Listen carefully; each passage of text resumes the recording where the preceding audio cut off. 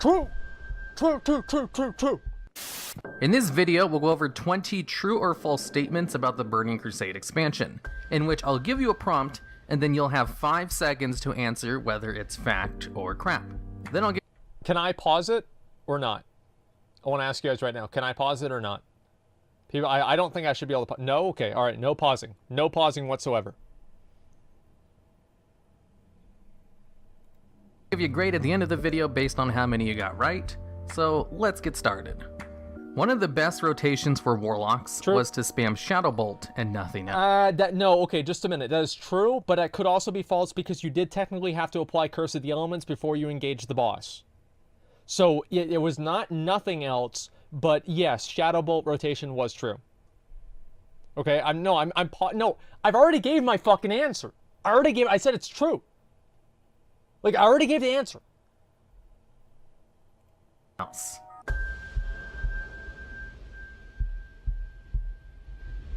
Fact. They had a couple of talents and abilities, including a talent that allowed them to sacrifice their succubus pet, which increased their shadow damage by so much that their highest DPS was literally to just spam Shadow Bolt and nothing else. Those were the days. TBC is when Blizzard removed magic immunities from bosses and resistance gear from raiding. No, false.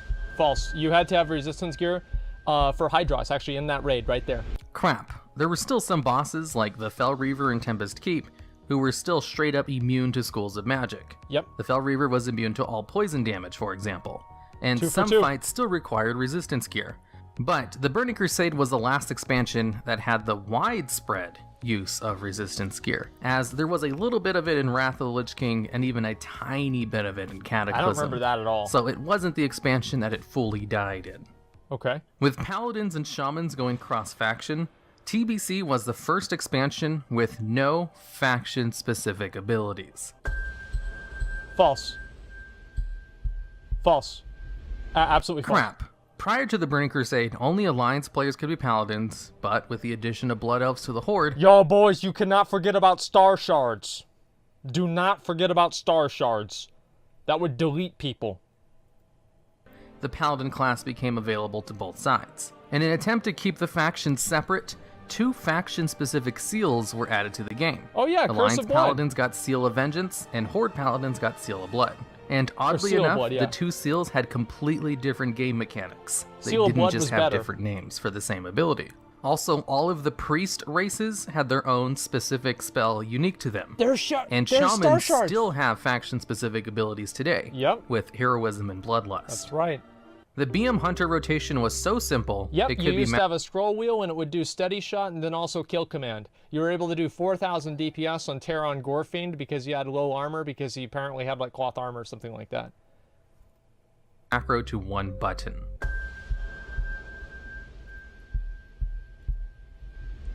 Fact. The BM Hunter rotation was basically just weaving in steady shot with auto shots, and using kill command off cooldown, which wasn't on the global cooldown, and making sure their pet was attacking the same target. All of this could be done on 1 macro at the time, and I'll have that macro on screen if you want to know what it looked like. Alliance players organized a widespread boycott of Alteric Valley because they kept losing to the Horde. No? Fact. Alliance players on a whole organized a boycott of the Battleground in order to bring attention to Blizzard a major flaw of the Battleground that was introduced with the reinforcements mechanic being added to that Battleground during this expansion. With reinforcements, the Horde could just turtle at Iceblood Graveyard and win every time with almost no chance of the Alliance being able to break through.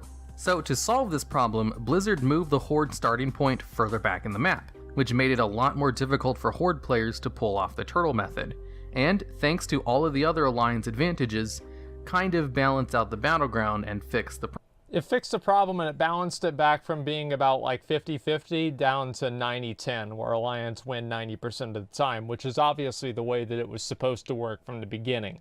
I don't remember this being, like, I don't know, I think this is like, it's very subjective, right? Like, did they stage a protest? I mean, I don't remember, like, a protest and, you know, widespread, like, because I queued AV for the entire expansion. That was like all I did, because I would farm honor points and shit just to get gear. So I don't really know if this one's entirely true, but we'll go ahead and I'll take the L for it. It's okay. Problem. Well, kind of. The Battleground still kind of favored the Alliance, a little bit more than it did the Horde after that. At launch, some gear from Karazhan, the first raid of the expansion, was worse than heroic dungeon gear. Big true! Fact. Some pieces of gear from the first raid of the expansion, Karazhan, were actually worse than some pieces of gear from heroic dungeons. Wait, that was item 115? Holy shit, that was really good. Damn. Yeah, wow, what the fuck? Why would anybody want the Forest Wind shoulder pads? Those are trash. So Blizzard put in a buff to the gear later on in the expansion so that it would actually be better. There it is. And give people a reason to run Karazhan over heroic dungeons. Yep. Before the Burning Crusade, gear didn't have any gem slots in them. True. Fact. Jewel crafting was added with the Burning Crusade. I was so worried that would be like gear some kind with of a gem trick slots question. in them wouldn't have existed before jewel crafting. Guild banks were added to the game with the Burning Crusade.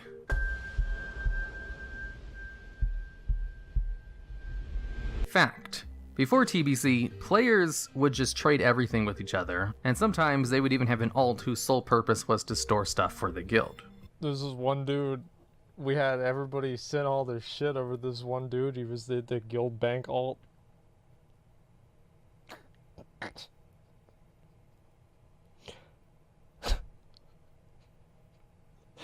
Man, we never saw that shit, dude. That shit was gone. That was gone. Never saw that loot again. Inscription, and by extension glyphs, were added to the game no, false. in the Burning Crusade. That was Wrath. Sorry. It was Wrath.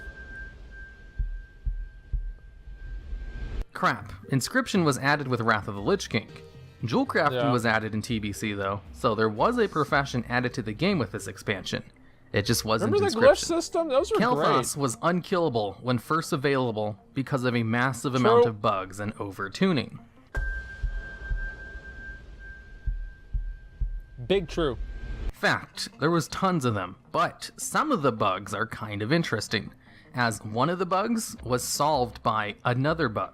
During the intermission phase, all of the ads that died will come back to life. Yeah. But while they were dead, they were still gathering aggro, which meant they would make a beeline for the healers as soon as they rezzed and kill them. And because of this bug, it was impossible to kill Kael'thas. Until one of the tanks found out that the legendary staff, which drops during the fight, generated a tiny amount of threat whenever it was used. And the staff didn't have a cooldown, or even a global cooldown. So they could spam use the ability in a macro like 20 times per press in order to get aggro on all the dead mobs, which allowed them to counteract this bug with another bug. But they still couldn't kill the fight because of a whole bunch of other things wrong with the fight. This fight was that hard. weren't fixed until an unannounced hotfix later on in the future. The barbershop, which allows you to change your hairstyle, was added with the Burning Crusade. Yeah, I mean, I guess that would be true. Yeah, patch 2.4. Crap. The barbershop was added in Wrath of the Lich King. Okay.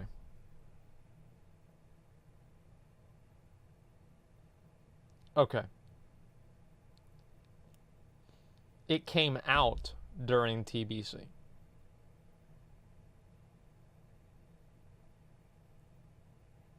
It did. It came out during TBC. The first time I used the barbershop was in Burning Crusade. Can we just all agree? Can we just all agree that I am right? Look, I'm a very technical person. I'm an extremely technical person, and the phrasing of this question is unclear. So we're going to count this as another win for me. Technically, you're right. I am technically right. And that is the best kind of right to be. So you couldn't actually change your character's hair for the first two expansions. And then later on, the barbershop got an upgrade to allow you to change other things about your character. The average hardcore raider needed about 10 different consumables for each raid night, as opposed to the 4 we use today: flask, food buff, potions, and runes. Yeah, I mean, you'd need a bunch of different stuff, sure. Fact. Flasks Yeah. and elixirs could be used at the same time. But not only that, you could also have That shit was multiple so elixirs up dumb, at the dude. same time, along with your flask, So food dumb. buffs, and a few other random buffs. The normal raid buffs needed for BFA is a flask, food buff, an augment rune, and potion. And Netflix, so you can watch it on the other screen while you get bored to death while you're doing LFR. So, I remember this shit was so bad. Like, there was one pull because we were gonna do Nether Spite, and I wanted to like buff myself the fuck up. I spent like 300, probably 200 gold on one pull on Nether Spite. I used every elixir. Some dumb fucking bitch in my guild wouldn't stand in the blue beam or the green beam or some kind of shit, and we wiped it. We wiped. I was so fucking upset, dude. I was about to drop like 20k executes on Nether Spite. And then that shit happened. I was furious. An average raid of about 3 hours or so would require about 3 flasks and a 20 stack of food, potions, and runes. Now, on screen, I'll have a list of the average raid buffs a caster had to bring with them to raid. You could stack certain food buffs. Yep. There were a couple of random buffs out in the world that gave you raid DPS increases. Plus all of the elixirs and flasks you had to bring. I would use those all the time. If you were a hardcore raider, you had to go out and farm all of these things for every raid night.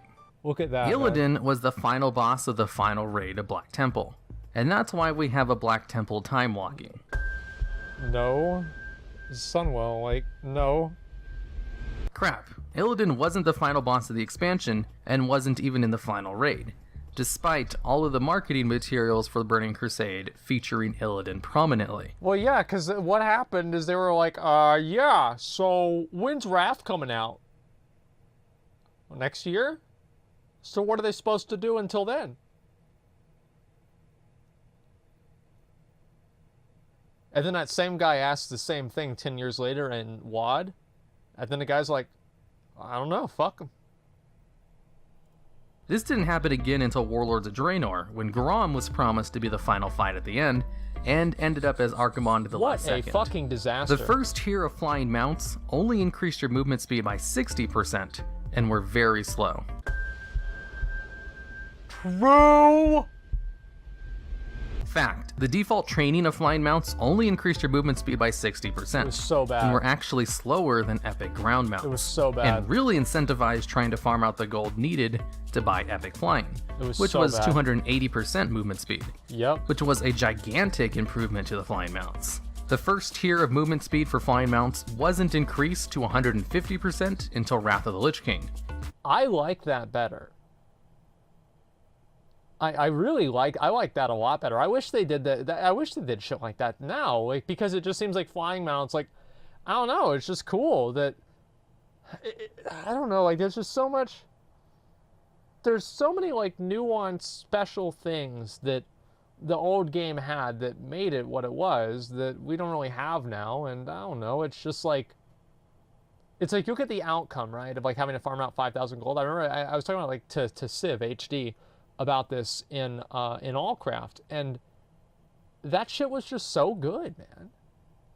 It was so good, like, because it caused you to, like, you know, like, go into economy, figure out how you want to make the gold, and because there weren't really a lot of things where you could just farm raw gold, you had to, like, actually inject the economy with some sort of item that would make you money, and that also taught people supply and demand, opportunity cost, price and demand, and everything. I remember very clearly whenever I put up 18 different pairs of fell steel gloves on the auction house, and I remembered halfway through how many warriors that are level 68 are going to buy these in the next 24 hours. And I learned through real effort what supply and demand was. That stuck with me until now.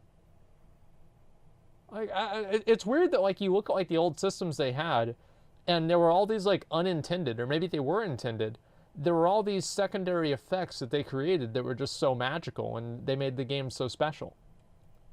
Which is what it's at today. With flying added to the game, outside of Outlands, you could only fly within major cities. No, you couldn't fly at all. Crap. You could only fly in Outlands during the Burning Crusade. All flying mounts would have this little caveat on them stating that they could only be used in Outlands. Like it should have It been. wasn't until the revamp of the old zones with Cataclysm that players were allowed to use flying mounts in the old world. Yep. But that revamp didn't apply to Silver Moon or the Exodar, and that's Hey. why you still can't fly in those major cities even today. With Bloodlust being added to the game in this expansion, it didn't give the Sated debuff, so it could be chain cast by multiple shamans. True! True, true, true, true, true! Fact. You would have to rotate shamans into the melee group during combat because you could move people from groups during raid combat. The raid leader would literally click and drag one shaman from group 1 to group 3 to make sure that the melee kept getting heroism. And it was fucking stupid and it was fucking beautiful. Bloodlust was added to the game in TBC, and worked basically like it does today, Yep. except it didn't give the Sated debuff and only worked on your party Casters. members and not your entire raid.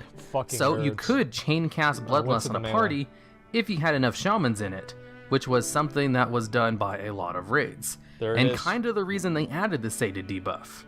Paladins received a taunt ability in TBC, which, with a few other changes, allowed them to tank.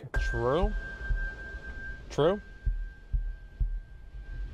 Fact, Paladins didn't receive a taunt ability until the Burning Crusade, which, with a few other changes, like getting a few buffs to their damage reduction, allowed them to actually tank stuff, whereas previously only warriors were viable tanks. Let me rephrase that.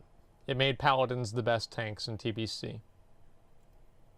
With the addition of vehicle combat, the battleground Strands of the Ancients was added to the game. Wait, no, that was Wrath. What do you mean? Vehicle combat came out in Wrath. Crap, Strands of the Ancients wasn't added to the game until Wrath of the Lich Duh. King, and also vehicle combat wasn't added to the game until Wrath. But there was little nuggets of Blizzard experimenting with types of vehicle combat with we some of the control quests you did in NPCs. Outlands. Yeah. The Burning Crusade had more dungeons added to the game than any other expansion. True. I think. Crap. The Burning Crusade had 16 dungeons, not including any raids. Wrath of the Lich King also had 16 dungeons added, so technically it's tied for the most. But if it's tied for the most, then it would still have the most.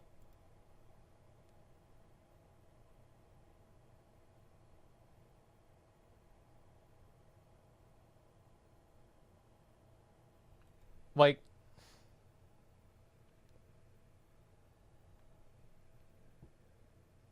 why they have to get me on these technical? Why can't you just have easy questions? Like, yeah, it's tied for the most? Yeah, well then, it's like you can have two people that are in first place. You know what I mean? It's like if you have a basketball competition for free throws, and you get 10 free throws, and two people get 10 balls in the hole, then they're both first place. They both got the most baskets. No, I'm serious. Like it's not even like it's common sense. The reason TBC had so many dungeons was mainly because they reused a lot of the same assets for a lot of the dungeons. That's true. And some of them are located in little clusters where 3 or 4 of the dungeons were right next to each other. I like that. And the point of the game with the most amount of dungeons was Classic WoW, which has like 20 of them, I think. Big true. TBC added a new alchemy lab in the Shadow Labyrinth, keeping true to alchemy labs only appearing inside of dungeons. True. Crap. The Burning Crusade was the first expansion to have an alchemy lab in a major city, as they added one to Shattrath. Before the Burning Crusade, there were only 2 alchemy labs in the game, one in located in Stratwell. Skullomance and the other in Blackwing Or, Lair. yeah, Skullomance. And alchemy labs were required to create flasks, so having one in a major city I was fucked a up. much loved convenience, before they removed alchemy lab requirements later on in Wrath of the Lich King. Alright, and that's the end of the quiz. I'll have a grading scale on screen to see how well you did. If you got at least 14 right, you pass. I took your feedback from the last one I did and put in a lot less trick questions, so I hope you guys like Yeah, it. because I kept If getting you'd be mad. interested in a Wrath of the Lich King version of this, I'd love to hear some sample questions down in the comments.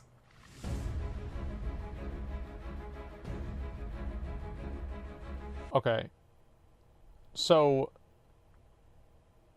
let's talk about. All right, so I basically, which ones did I really get wrong? There was like one that I actually got wrong, I would say. I'm just going through all these. Okay, yeah, I mean, I think I got like one of them wrong.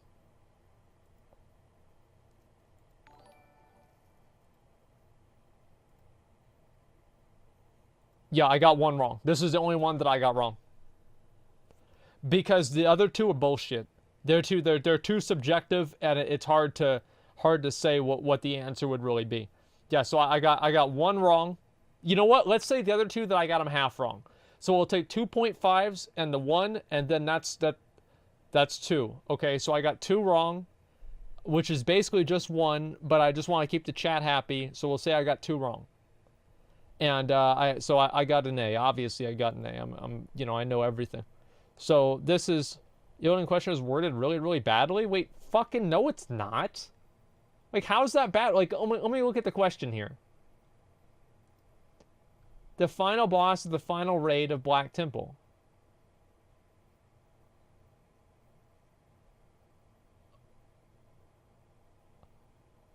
Yeah, that wording is confusing. Never mind. That person's right. Okay.